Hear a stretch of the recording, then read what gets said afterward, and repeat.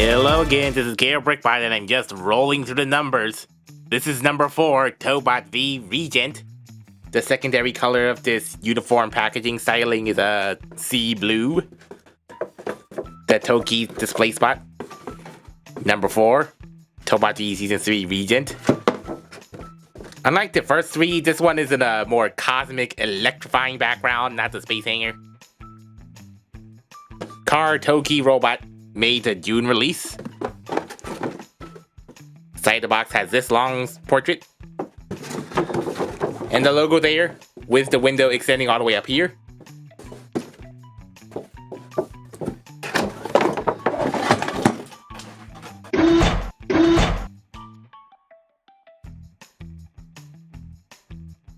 Yeah, it's a buggy. Distinct buggy shape, the big rough back wheels and the small front wheels and like a racing type body type. Though I did find out that this specific type of buggy is not that common in real life. This is more based on those Tamiya RC buggies. Now I'm just gonna sound off the various bits and parts of the Tamiya buggy as research online. The roof lights, the roll cage, his scooped spoiler wing has his name printed in there. And some decals here, as with these white and teal decals printed on the side. And the inside has an interesting axe shape. It looks like 2 layers, like one line overlapped on the top of the other, and there's orange down there. Big balloon tires with sand paddles to scoop sand out of the way. And it looks like it's 2-pieced as there's screws in there, although some extra ridges in the inside of the wheels and outside of the wheels. Molded suspension with some silver paint on there. The back has 2 little exhausts, I guess. The sides are really bulky for this type of vehicle. Some 4-way ridging in front of here, which kind of looks like engine intakes or just ridge details, which are obviously not robot fingers blended into the design. And some nice white striping to break up the teal and the black. Not perfectly lined up, but it gives the visual flow. I think these bits evoke trailing arm suspension, but I don't quite get the double suspension placement of these front smooth tires.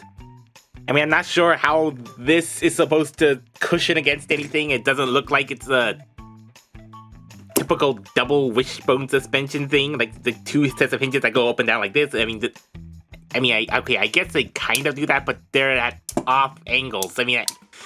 I'm not sure if these front suspensions are that realistic. Hey, but there's the engine block and the little headlights, in addition to the roof headlights. And the tiny little bumper that doesn't actually extend forward. That looks like a little bumper, simulated bumper there.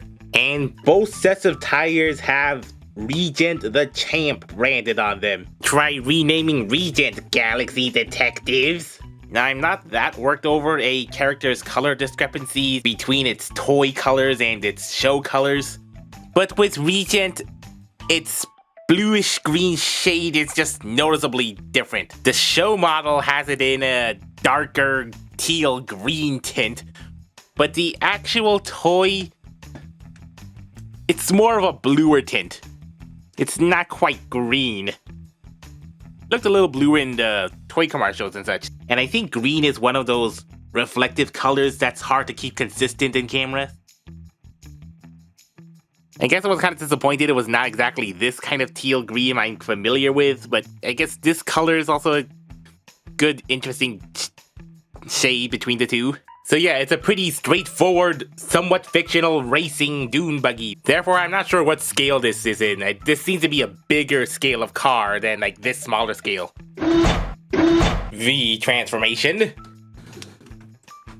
One thing, the Toki is seamlessly integrated into the body here. So at first glance, it doesn't look like he doesn't have any extra accessory, but it's right here. With a little groove to help pick it out. So as I'm aware, these 2 Tobots thus far are the only ones that don't require officially for this thing to be removed. But yeah, if you want the extra unlock plate feel, just, I suppose, twist it, wedge it apart. So that does the legs.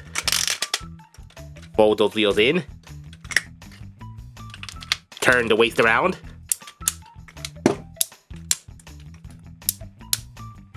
Satisfying locking clicks. Space buggy fan mode. Double hinge those shoulder bits around. Yeah, fold the wheels back. Lots of twistings and turnings. Unfold, unfold, unfold. So there's a lot more orange and black on display in robot mode. And his shape is a very lean and slim athletic type of robot build. Lots of slimness and flatness on the back on top. Big chunky wheels on the bottom. Just really gives him a distinct shape.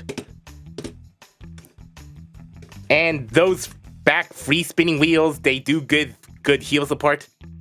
And I suppose the front is forward heavy enough so that this thing doesn't tip over easily. Unless you're putting his legs in something other than a neutral A stance, because then those big round heel wheels are getting tricky to work with.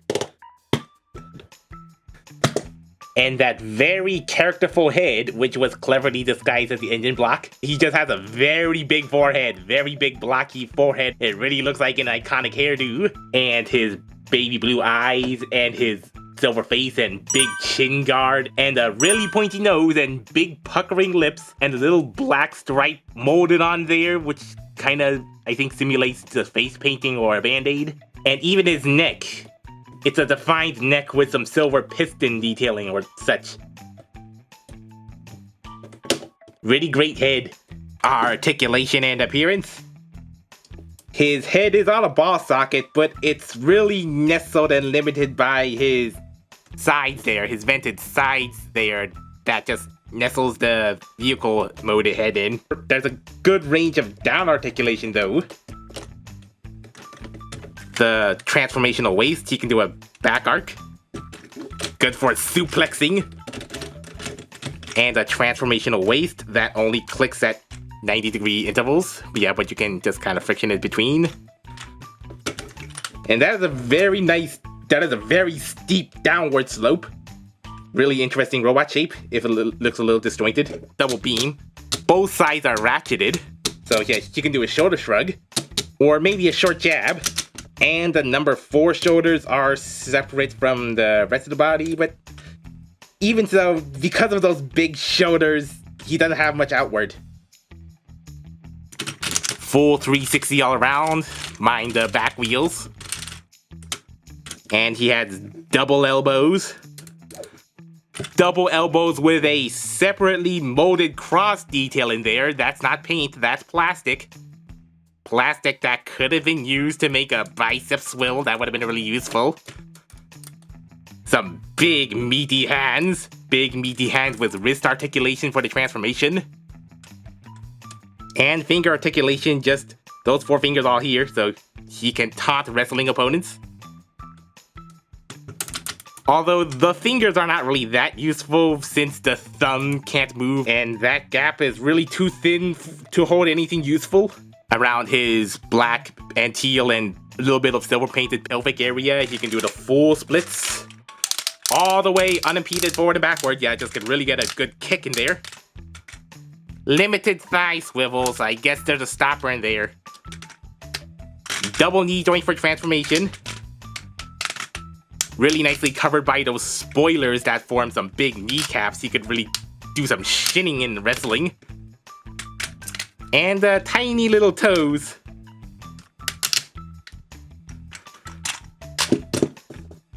So he may have more joints than the average Tobot. I mean, he has 3 sets of double joints.